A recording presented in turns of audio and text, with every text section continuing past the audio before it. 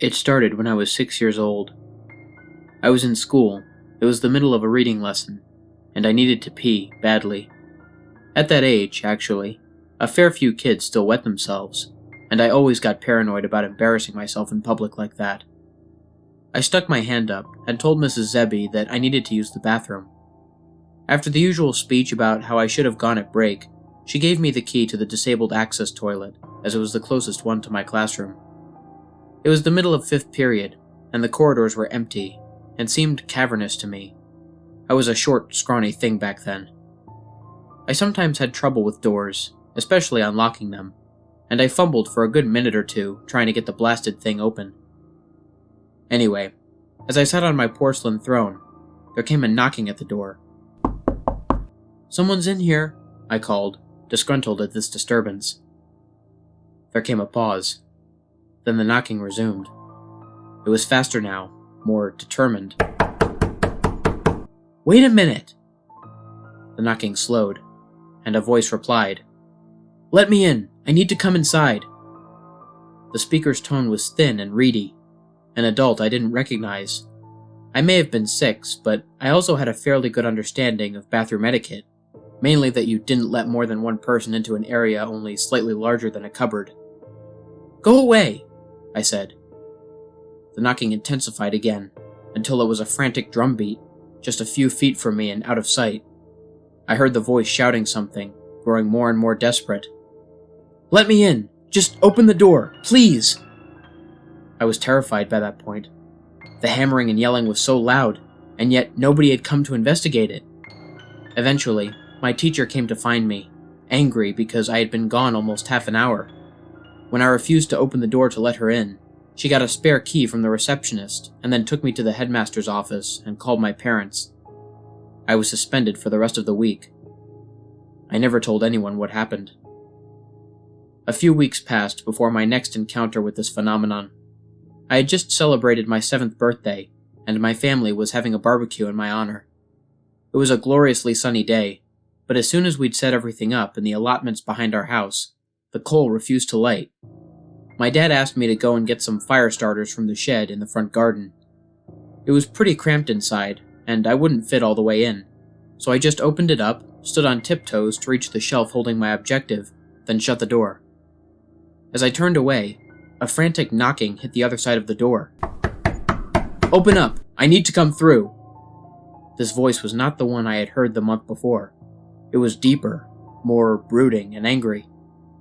I said nothing and hurried away. I had no idea what was happening, but it frightened me. As I walked away, there came a final thump, like a fist being slammed against wood, and I heard the voice again. "You little bastard, I'll rip your damn teeth out! Let me through!" I ran back to the party and spent the rest of the day glancing over my shoulder. As you might have guessed by now, there were a lot of these voices. I count at least 30 total. Every month or so, I would get them, pleading to be let through doors. Almost always, it would be immediately after I shut the door behind me, as though these strange entities had been following me. I never told anyone, but to be honest, I kinda just got used to it. It always made me jump, and some of the voices would make me feel uneasy, but I knew that I was safe, so long as I did not open the door. Some of the voices I got used to the extent that I even named them. There was one which always used to appear at my front door at home. We have frosted glass, and I could see a silhouette of an average-sized man wearing a cap of some kind. He never spoke, but occasionally would push envelopes containing blank pieces of paper through the letterbox. I named him the Postman. He was one of the more unsettling ones. If I tried to speak to him, he would look up sharply, then begin knocking. I generally left the postman alone. 20 years have passed, and I have retained as much normality as possible. I have plenty of friends, and I even have an on and off relationship with a girl I met last year. Not bad for a guy who wakes up in the middle of the night and listens intently to noises you can't hear on the other side of the door. Yeah, my buddies think I'm strange and kooky, but they put up with it. They're all great. I'll miss them. You see, things have started to get strange. Well, stranger than usual, I suppose. 3 weeks ago, I awoke, sweating and crying, though I don't know why. My dream had been, from what I recall, fairly normal, when a huge shadow had abruptly fallen over everything. Literally, the second I opened my eyes, there came the knocking at my bedroom door. Not just normal knocking, though. This was truly frantic. "Who goes there?" I yelled. Please help us," it replied. I was surprised. It was the sadistic, angry voice that I remember from my father's shed on my 7th birthday, but it seemed genuinely sincere.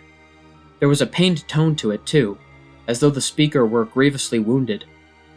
I actually found myself pulling back the sheets to get up, but I hesitated. I had never before been tempted to open the door. I suppose, as a child, I had so rigorously drummed into my head the idea that whatever lay beyond was evil that it was just common sense. To be quite honest, I came very close to letting the thing into my room that morning. I held out in the end. It got worse. Just 2 days later, I was in my local corner shop. I had just paid for a bottle of milk and a newspaper when a great force slammed against the shop door. Simultaneously, a voice began screaming, a long, keening squeal of pain.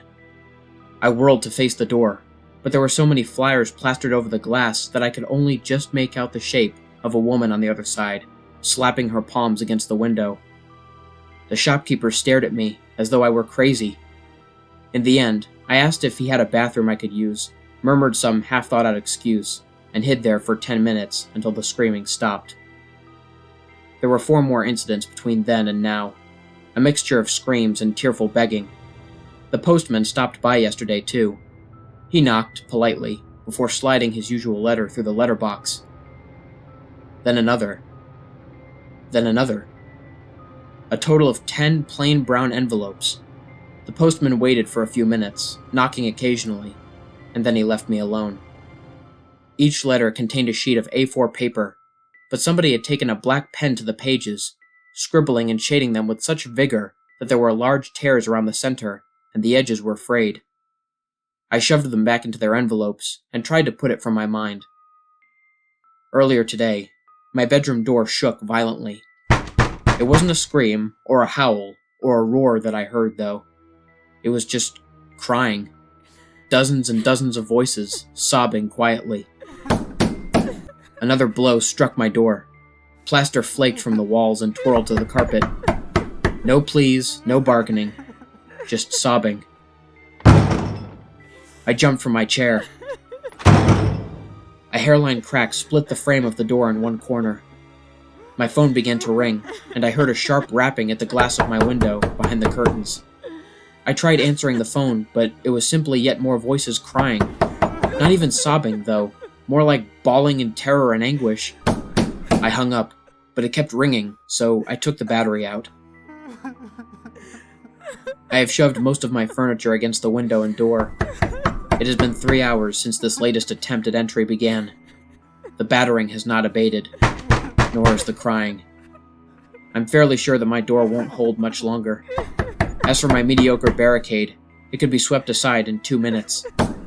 I find myself faced with a very real possibility of death, so I'm writing this memoir of sorts, just in case something does happen. What do they want? Do they even want to hurt me? They seemed fearless, even malicious before. What could have driven them to this? Maybe I should open the door. Maybe I should let them in. Silence fell. I realized that even the crying had ceased. For a whole minute, I sat there. Then I got up and hurried to my door, eager to escape this claustrophobic situation. Perhaps I'd go outside, where I could be far away from any doors, and from the damned knocking. I pulled away my barricade and turned the handle. Locked. Kneeling, I peered through the keyhole. Beyond my bedroom door was not the corridor that I remembered, but another room. Some kind of library or classroom, I think. It seemed unoccupied, except for one kid, sitting and reading with his back to me. I banged on the door. Hey kid, let me out, okay? He glanced over his shoulder. Yeah, over here. Could you open the door, please? I can't. I'm in detention. I'm not supposed to talk to anyone. Go away." He turned from me. Confused and exasperated, I began to stand up. A loud bang shattered the silence once more.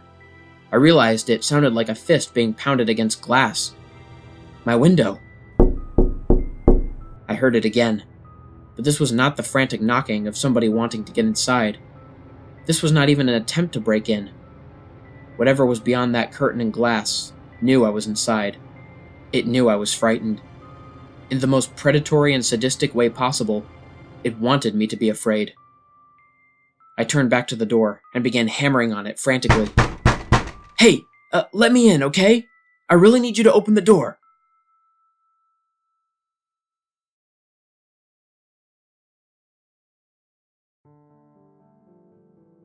What's up, everybody? This is the Lone Wolf here. Thank you so much for listening.